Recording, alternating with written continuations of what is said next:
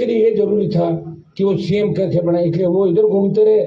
अशोक गहलोत सत्ता का ध्यान रखते रहे, विधायकों को मंत्रियों को खुली छूट लूट की दे दी।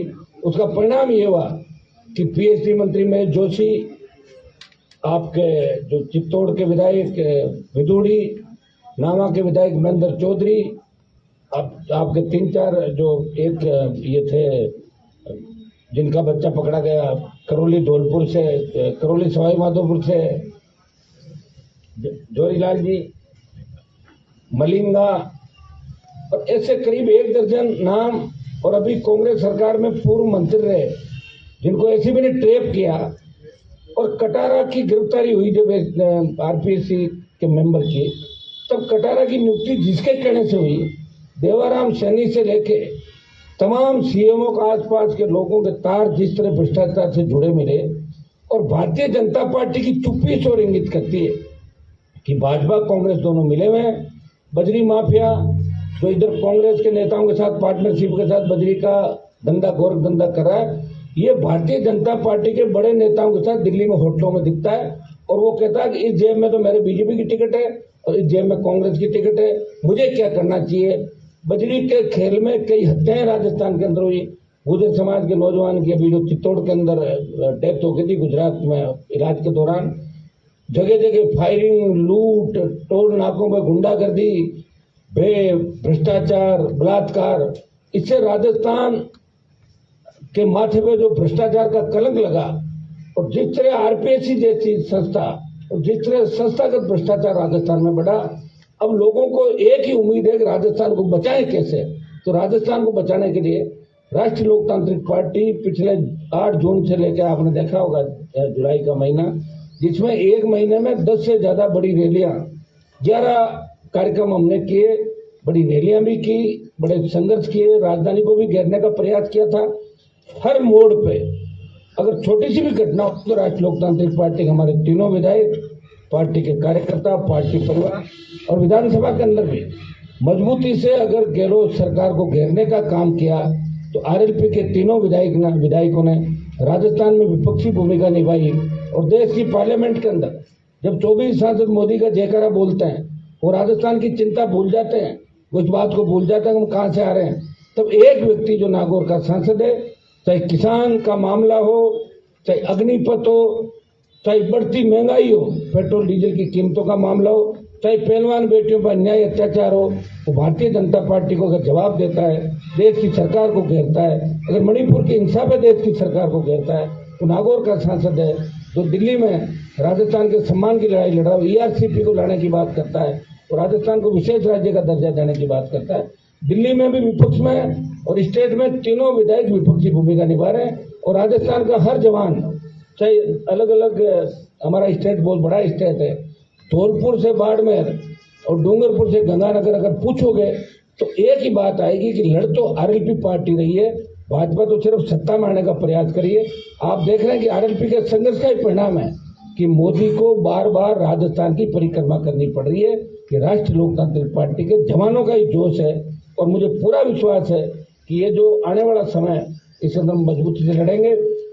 31 तारीख से हम हमारा स्वच्छता अभियान जो पार्टी का चल रहा है आरएलपी का, इसको मिशन मोड पे 31 जुलाई से 31 अगस्त 1 महीने हम जबरदस्त तरीके से स्वच्छता अभियान चलाएंगे। और हम चाहेंगे इस 1 महीने में 31 तारीख को हम जयपुर के अंदर कार्यक्रम आयोजित करेंगे, जिससे राजस्थान के हर विधानसभा क्षेत्र से, हर जगह से ऐसे नौजवानों को, ऐसे पार्टी की जो मजबूत लोग हैं, उनको बुला के पार्टी कार्यकर्ताओं को, पार्टी के पूर्व पदाधिकारियों को, और उनको हम एक जिम्मेदारी सौंपेंगे, उनको एक लक्ष्य देंगे कि 1 महीने में हमें 20 से 25 लाख नौजवानों को राष्ट्रीय लोकतांत्रिक पार्टी का सदस्य गांव-गांव, ढाणी-ढाणी जाके बनाना है। ये 31 तारीख को हमारा कार्यक्रम रहेगा। बाकी हमारे अगले मुद्दे जो ईडी से बजरी के मामले की जांच करवाने को लेके, जो भारी भ्रष्टाचार बजरी के खेल के अंदर हो रहा है, इससे कैसे बचा जाए। 50 रुपए की बजरी तो 600 रुपए माफिया ले रहा है और 16 टन की एवज के अंदर अगर वो 30 टन 32 टन का पैसा ले रहा है और हमारा 16 टन 15 टन 14 टन का दे रहा है, तो इसकी भी ईडी जांच करेगी। जिस तरह नदी नालों का स्वरूप इस बजरी माफिया ने बिगाड़ दिया, जिस तरह राजस्थान के अंदर लोगों की मानसिकता किस तरह की होगी।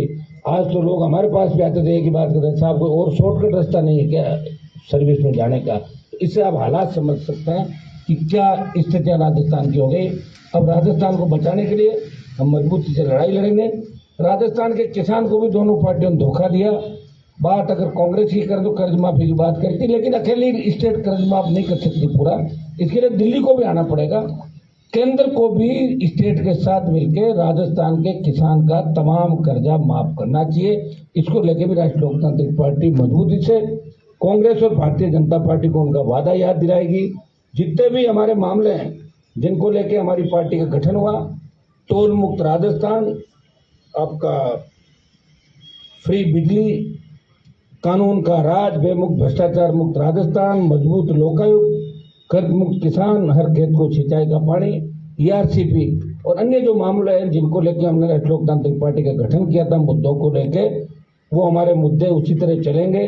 हम पुनः इस जो अगस्त, सितंबर, अक्टूबर के अंदर इस राजस्थान में मजबूती से संघर्ष करते हुए आपको नजर आएंगे। पहले भी हमने संघर्ष किया और आगे भी आरएलपी मजबूती से राजस्थान के अंदर लड़ती हुई आपको बेरोजगारों के लिए, भ्रष्टाचारियों के खिलाफ, अपराधियों के खिलाफ और स्वच्छता अभियान के तहत हम इस लड़ाई को और मजबूती से आगे लड़ने के लिए मैं तीनों विधायकों को और धन्यवाद दूंगा कि मजबूती से राजस्थान विधानसभा के अंदर अपनी छाप छोड़ रहे हैं और पूरी लड़ाई दोनों पार्टियों से हटके एक तीसरे मोर्चे की अगर बात राजस्थान में पैदा करी, अगर राजस्थान के अंदर दिल्ली में ये बात चली कि राजस्थान में इस बार बड़ा उलटफेर हो सकता है, तो राष्ट्रीय लोकतांत्रिक पार्टी के जवानों को मैं धन्यवाद दूंगा, हर कार्यकर्ता को धन्यवाद दूंगा कि इन्होंने पार्टी को जो 4.5 साल का समय था, 29 अक्टूबर को 5 साल हो जाएगा। हमें ये सौभाग्य प्राप्त हुआ कि हमने राजस्थान में पार्टी बनाई, पहला किसान का बेटा हूँ, पार्टी बना के पार्टी को मान्यता दिलाई, पंचायत पालिका चुनाव लड़े, हमारा कुनबा बढ़ा, 3 एमएलए से 1 सांसद, 5 प्रधान और एक म्यूनसिपलिटी का चेयरमैन बना के हमने संदेश दिया और सारे बाई इलेक्शन राजस्थान के अंदर लड़े, आपने देखे होंगे। और बाई इलेक्शन में बल्लभनगर में भारतीय जनता पार्टी को चौथे नंबर धकेला, दरियावत के अंदर भी बीटीपी आरएलपी का समर्थित उम्मीदवार सेकंड नंबर पर रहता है, या बीजेपी 3rd नंबर पर जाती है। सरदार शहर का लेटेस्ट आपने देखा होगा, जहाँ सरदार शहर में राष्ट्रीय लोकतांत्रिक पार्टी को 47,000 के लगभग वोट मिलते हैं, मतलब 50,000 के लगभग लोगों ने बहुत बड़ा भरोसा आरएलपी के ऊपर किया है। और मैं आश्वस्त करता हूँ कि राजस्थान की जनता को निराश नहीं करेंगे, भ्रष्टाचारियों के खिलाफ हमारी जंग जारी रहेगी। मैं मुख्यमंत्री से भी अपील करूंगा, अब 4.5 पौने 5 साल हो गए, अब अपने इर्द गिर्द जो भी लोग भ्रष्टाचारी हैं उनको आउट करें। अब तो वैसे भी आपकी सरकार नहीं गिरने वाली, क्योंकि 2 महीने बाद आचार संहिता लगेगी। तो मुख्यमंत्री जी, आप 98 से 3 और 8 से 13 थे, इससे बिल्कुल कैसे बदल गए? खुली छूट आपने विधायकों को, मंत्रियों को इस तरह दे दी। और दूसरा जो ग्रुप था, मुख्यमंत्री खुद ही आरोप लगा रहे थे कि पायलट के साथ जो लोग गए थे वो भी पैसा लेके आ गए। आप देखिए, इससे बड़ा क्या दुर्भाग्य होगा कि भ्रष्टाचार किसी ने किया राजस्थान के अंदर, भ्रष्टाचार बीजेपी ने भी किया और अगर कांग्रेस ने किया, और कांग्रेस की जब सरकार गिर रही थी तो निश्चित रूप से कोई न कोई भ्रष्टाचार और भी करवा रहा था। तो सारी बातें राजस्थान की जनता के सामने। अब राजस्थान का नौजवान और जो नया मतदाता, जो लाखों की तादाद में देश में सबसे ज्यादा अगर मतदाता जुड़ा है नया 5 साल के अंदर, वो राजस्थान प्रदेश के अंदर जुड़ा है। राजस्थान का नया मतदाता इस बार बड़ा उलटफेर राजस्थान के अंदर करेगा। और ये जो एक भ्रामक प्रचार किया जा रहा है कि राजस्थान में तीसरे मोर्चे को स्थान नहीं, इस बार तीसरे मोर्चे का स्थान भी होगा और कांग्रेस और भारतीय जनता पार्टी को पीछे धकेलते हुए इस बार शोषित पीड़ित तबका मिलके और नए राजस्थान का निर्माण करेगा।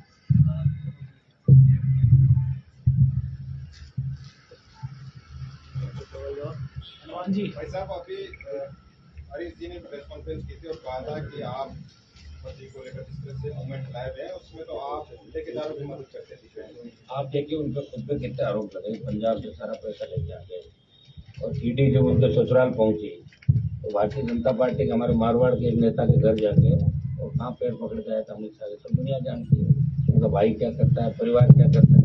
ये जांच तो करा लेना कांग्रेस पार्टी, मना कौन कर रहा है? मेरी जांच भी करा ले, मेरे पास तो कोई सरकार है नहीं, तो सरकार को मैं जांच करा लूँ 1 मिनट के अंदर। लेकिन आप जानते हैं सारी बातें, बयान देने के अंदर और हकीकत के अंदर बहुत अंतर होता है। ऐसे तो कई लोग ऐसे बैठे रहते, चाहे जो बयान देते हैं बाद में लिख के माफी मांग लेते। मैंने बहुत से नेताओं को ऐसे भी देखा, मैंने बहुत से नेताओं को ये भी देखा, सुबह कहते हैं कि गहलोत मेरा नेता है, शाम को कहते पायलट मेरा नेता है, और सुबह कहते गहलोत मेरा नेता है, और शाम को कहते पायलट मेरा नेता है। ये लड़ाका तो एक ही व्यक्ति जो आपके सामने बैठा है, जिसने कहा कि मैं राजस्थान में बदलाव करूंगा, बदलाव कर रहा हूँ, मैं गहलोत के खिलाफ लड़ रहा हूँ और वहाँ मोदी के खिलाफ लड़ रहा हूँ। तो आदमी न तो एनडीए के साथ है, और जो मैं भारत में जरूर हूँ, लेकिन जो इंडिया नाम से जो बनाया जिन लोगों ने, उसके साथ भी नहीं हूँ। ये बहुत बड़ी बात है। चाहे मैं एक होगा, लेकिन एक व्यक्ति इस राजस्थान के सम्मान की लड़ाई पूरे देश के अंदर लड़ रहा है। हर जगह एक ही बात चलती है कि हनुमान बेनीवाल की आरएलपी पार्टी दोनों के साथ में है, वो अकेली लड़ाई लड़ रही है। बहुत बड़ी बात। बेनीवाल जी, एक सी वोटर का सर्वे खूब चर्चित है राजस्थान में, लेकिन कांग्रेस के अलावा 4 सीटें दूसरी पार्टियों को देने की बात कही है। आप बड़ी उलटफेर का दावा कर रहे हैं, कहीं ना कहीं चिंता की बात है। वो जो सर्वे जिन्होंने किया है ना, उन पे बहुत संदेह के घेरे में आ जाते हैं कुछ सर्वे करने वाले।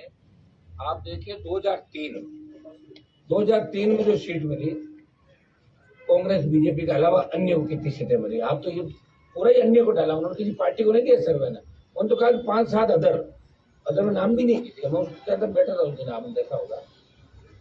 2008 के अंदर आ जाए आप, जब गहलोत की वो टूटी फूटी सरकार बनी थी, उस समय भी देख लें कि 25-20-22 लोग दूसरे जीते थे। 13 में देखें जब वसुंधरा की सरकार वापस बनी, और 18 में देखें 80 लाख वोट लिए थे 18 के अंदर। तब तो हम लोगों की, मेरी पार्टी तो एकदम 1 महीने बाद मैदान के अंदर जा रही थी। आज भी हमारे पास आर्थिक संसाधनों की कमी है, लेकिन हमने लड़ाई लड़ी, उसका परिणाम ही है कि उपचुनाव के अंदर हमने सब बताया। और ये सर्वे कराने वाले पता नहीं किस हिसाब से सर्वे करा रहे, किसके कहने से करा। मुझे तो ये लग रहा है कि ये सर्वे कांग्रेस और भारतीय जनता पार्टी के नेताओं ने मिलकर कराया। नहीं तो कांग्रेस की कोई 70 सीट आ रही है और नहीं भारतीय जनता पार्टी 100 पार कर रही है। उनके सर्वे से थोड़ी हो जाएगा। फिर तो मान लो, ले लो सीएम की शपथ, कौन बना भाई, उसने सर्वे किया, मुख्यमंत्री शपथ ले लो, फिर क्यों घुमा रखा सबको, हो गई बात। आप सर्वे करके डाल दो, ऐसे मैं अलग से सर्वे करा के डाल दो, मेरी इतनी सीट आ गई, तो उसको थोड़ी मान लेंगे। कोई व्यक्ति अगर कहता है मैं ये करूंगा, तो आप नहीं कर सकते। और हम तो वो लड़ा के, आपने देखा होगा कि अगर उपचुनाव हम जीते तो मुख्यमंत्री को बेटे का रहने के बाद जब मेरा भाई चुनाव जीता था, खेल करता था, पूरी सरकार की मशीन लग रही, पूरी ताकत लगा दी, और पूरी भारतीय जनता पार्टी साथ रहकर हमारे खिलाफ वोट डाले, फिर भी राष्ट्रीय लोकतांत्रिक पार्टी चुनाव जीती। ये जीत होती है, जब चुनौती के साथ जीत होती है, उसी को जीत माना जाता है। ये सर्वे सारे फेल हो जाएंगे और आपको पता ही लगेगा किसका सर्वे कहाँ गया। और राष्ट्रीय लोकतांत्रिक पार्टी बहुत मजबूती के साथ, जितनी भी दूसरी पार्टियां, छोटे दल है राजस्थान के और शोषित पीड़ित की जो बात है, उनसे भी प्रयास करेंगे, उनसे गठबंधन हमारा हो। कांग्रेस बीजेपी को छोड़ के हम दूसरे दलों के लिए जो साथ रहे, जो इधर उधर नहीं भागे, जो भागे उनसे हम नहीं करेंगे। तो अभी अशोक गहलोत ने जिनके साथ खरीद फरोख्त की, जो भागे, उनके साथ हम गठबंधन नहीं करेंगे। नए लोग हो, नई बात हो, कोई बात कर रहा हो पीड़ित से, उसके साथ हम गठबंधन के रास्ते में हमने राजेंद्र हुड्डा भी सरकार के खिलाफ आवाज उठाई, आपकी तरफ क्या ऑफर है उनको भी? देखिए, मैं ये क्या कह रहा हूँ कि मैं इन बातों को कभी सीरियस लिया था कि आप एक दिन कुछ कहो, दूसरे दिन कुछ कहो। 8 के अंदर बसपा जीते, कांग्रेस में चले गए, वापिस बसपा में जीते 18 में, कांग्रेस में चले गए। जब जरूरत थी पायलट को, तब पायलट का साथ नहीं दिया। अब पायलट और बीजेपी के नेताओं कहने से आप कर रहे हो, ये भी कोई अच्छी बात नहीं। किसी का टूल बनना अच्छी बात। हनुमान जी, लाल डायरी वाला मामले में क्या कहेंगे? उसने बोल दिया ना, हमारे जो आरएलपी पार्टी का उस दिन स्टैंड क्लियर था कि लाल डायरी के अंदर अगर किसी का नाम है, उनकी जांच होनी चाहिए, लेकिन उस डायरी में उनकी भी जांच होनी चाहिए, बीजेपी के नेताओं के भी नाम है। अशोक गहलोत ने कहा, भाई आप उस बात को बार बार क्यों पूछते? अशोक गहलोत ने कहा कि अगर वसुंधरा नहीं होती तो मेरी सरकार ही नहीं बनती। तो क्लियर ही हो गया कि गहलोत वसुंधरा मिले हुए हैं, कांग्रेस बीजेपी मिली हुई है। ये तो बात हम लोग कह रहे हैं। मुझे तो नहीं लगता कोई लाल डायरी, कल को नीली डायरी उतर जाएगी आकाश से। तो ऐसे लेके ये भ्रामक प्रचार करके ध्यान कैसे डाइवर्ट करें राजस्थान की जनता का कि बजरी का मुद्दा चल रहा है, उसमें बड़े बड़े लोग लपेटे में आ रहे हैं। पेपर लीक में ईडी के राडार पे कई लोग हैं, सीबीआई के राडार पे राजस्थान के कई लोग हैं। आए दिन जो घटनाएं हो रही है, ध्यान कैसे बटाए। तो लाल डायरी का मामला भी मुझे लग रहा है कांग्रेस और भारतीय जनता पार्टी ने मिलकर किया। अगर डायरी में कुछ होता तो ओपन एक चीज अभी तक आ जाती, किसका वेट कर रहे हैं? दिल्ली में मोदी की सरकार है, भेज दो ईडी सीबीआई, कौन मना कर? हर टाइम आप घुमा रहे हो, भेज रहे हो हर किसी के पीछे। और यहाँ स्टेट में भी तो गवर्नमेंट है, और जो लोग ये कहलवा रहे हैं क्या वो लोग इतने कमजोर पड़ गए कि उनके पास कोई मुद्दा नहीं बचा। सिर्फ लाल डायरी के नाम से राजस्थान की जनता को गुमराह करके, और तो देखो प्रधानमंत्री के मुंह से नाम है, क्या ऑथेंटिसिटी लाल डायरी की? आप बताएं मुझे, क्या लाल डायरी? तो कोई आदमी कहता है लाल डायरी मिली, नीली डायरी मिली, पीली डायरी मिली, ऐसे डायरी से कोई थोड़ी तो ऑथेंटिसिटी, उस डायरी में क्या है ये जांच कौन करेगा, और जब जांच होगी तो भारतीय जनता पार्टी के लोग भी इसके अंदर मिलेंगे। मैं जानता हूँ करीब से सारी बातें, लेकिन चीजें मुझे ध्यान है। हम वो लोग हैं जो राज्यसभा के चुनाव हो या उपराष्ट्रपति को, हमारे मन से हमने लोगों की मदद की, कभी बाड़ों के अंदर नहीं गए हम लोग। बीजेपी बाड़ाबंदी में रही, कांग्रेस भी बाड़ाबंदी के अंदर रही, कांग्रेस कभी माने से चली गई, कभी कहीं चली गई। हमारे 3 लोग हमेशा बीच में खड़े रहे, इनको बाड़ेबंदी में जाने की आवश्यकता नहीं पड़ी। लाल डायरी अगर कहीं है तो उसका सच सामने आना चाहिए, लेकिन प्रधानमंत्री अगर लाल डायरी की बात करें, प्रधानमंत्री डेवलपमेंट की बात क्यों नहीं कर रहे हैं? प्रधानमंत्री राजस्थान में ईआरसीपी की बात क्यों नहीं कह के गए? उनके तो हाथ में ही है। और जब ईआरसीपी राष्ट्रीय परियोजना घोषित करे तो केंद्र का काम होता है, स्टेट की हिस्सेदारी आप तय कर सकते हो। स्टेट में आपके खिलाफ भी सरकार हो तो आप कुछ स्टेट से भी पैसा ले सकते हो, लेकिन केंद्र की योजना तो केंद्र ही तय करेगा भाई, उसमें स्टेट क्या करेगा? इस तरह राजस्थान की जनता को गुमराह कर रहे हैं। ईडी भेजो ना बजरी के मामले, कैसे भेजेंगे?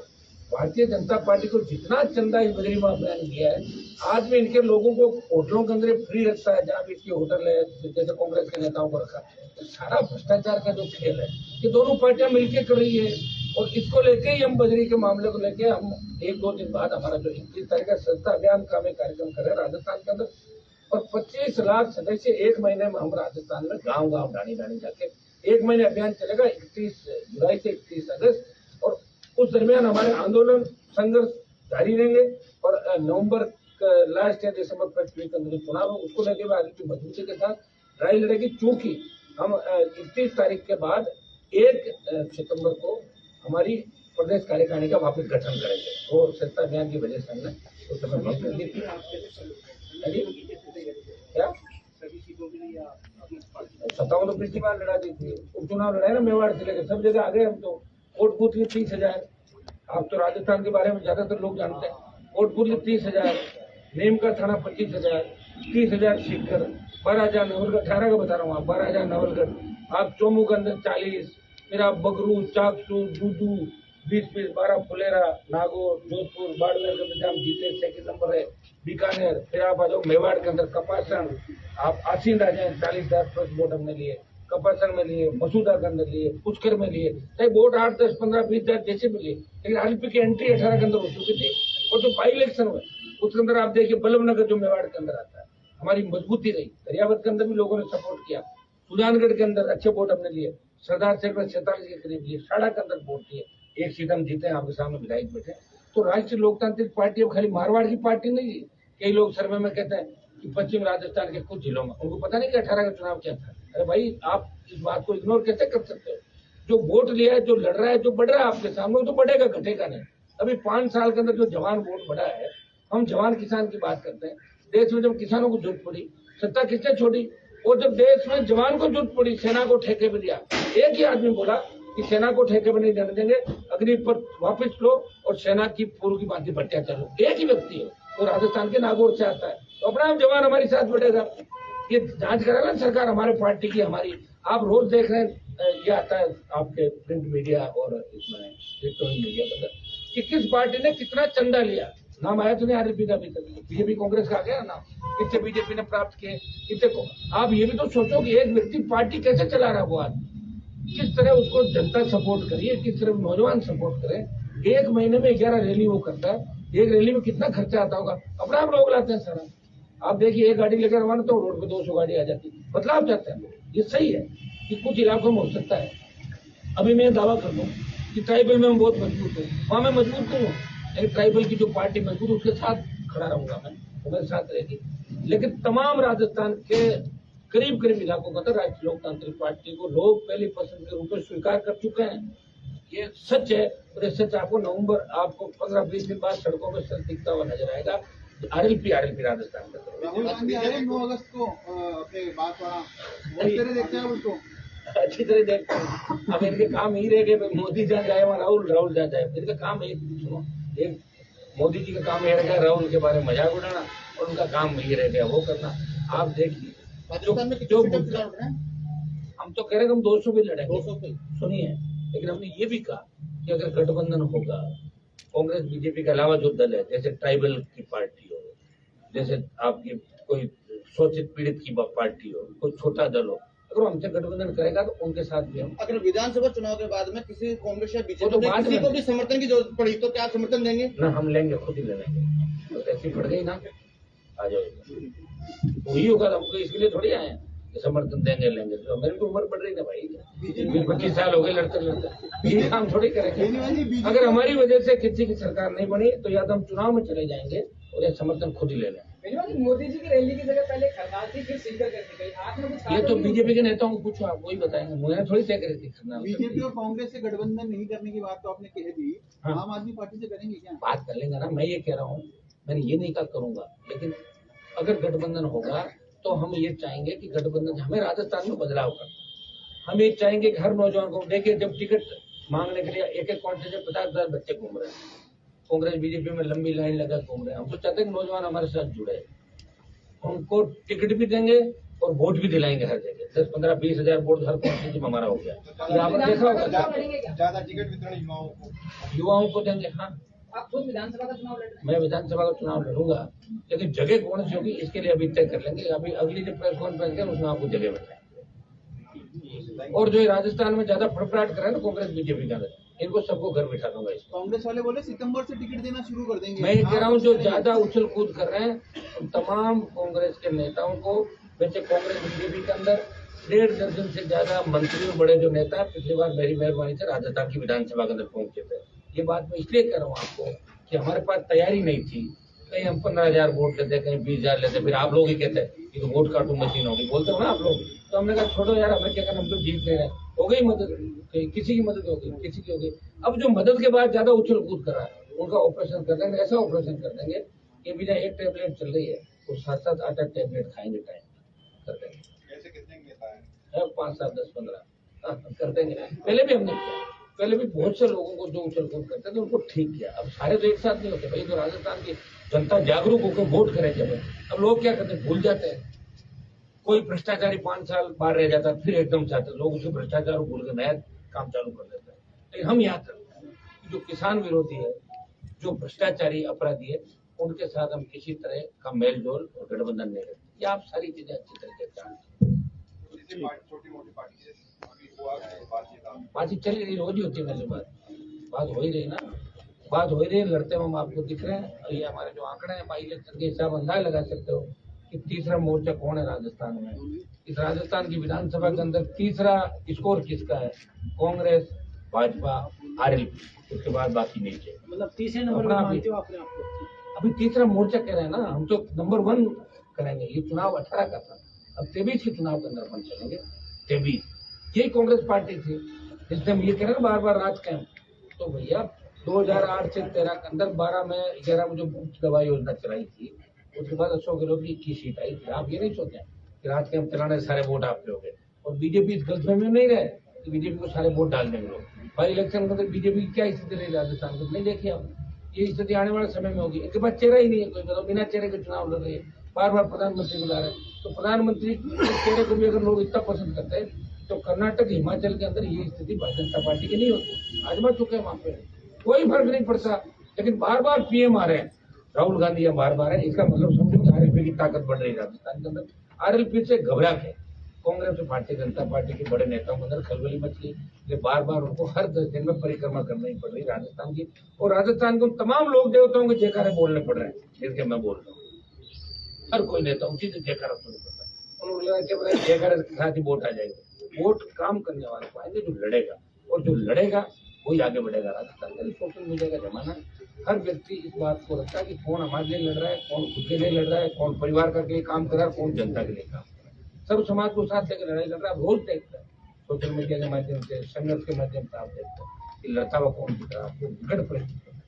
हनुमान जी, कांग्रेस और बीजेपी वाले कह रहे हैं कि सर्वे उन्होंने करवाया है, तो आपने आरएलपी में कोई सर्वे करवा लिया? हमने तो सर्वे करवा लिया, मजबूत तरीके से आ रहे हैं।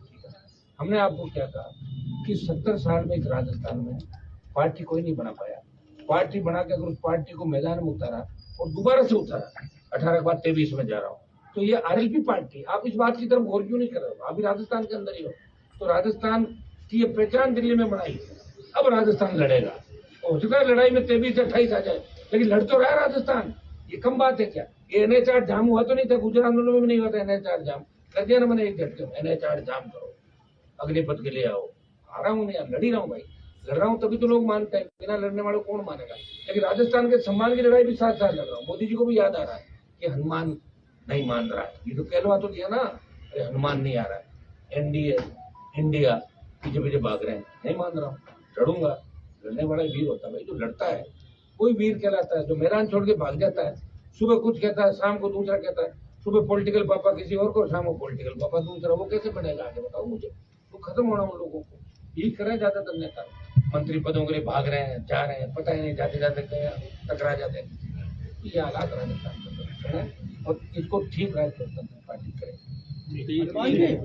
आप युवाओं की बात करते हो, आरपीएससी के लिए आपने क्या सोचा? नहीं सोचा, आरपीएससी भंग करा के जीतते भी हैं, अगर सत्ता के अंदर आ गए जेलों में डाल देंगे, तो सोचना क्या है, पकड़ो डालो लाओ। सरकार तो यही होती है, सरकार कोई सोचती थोड़ी है, गिरफ्तार करो, पैदल घुमाओ, जूते मारो, यही होता है गवर्नमेंट का। इसलिए तो कह रहे सरकार हमारी आए, और कितने सोचते तो वो है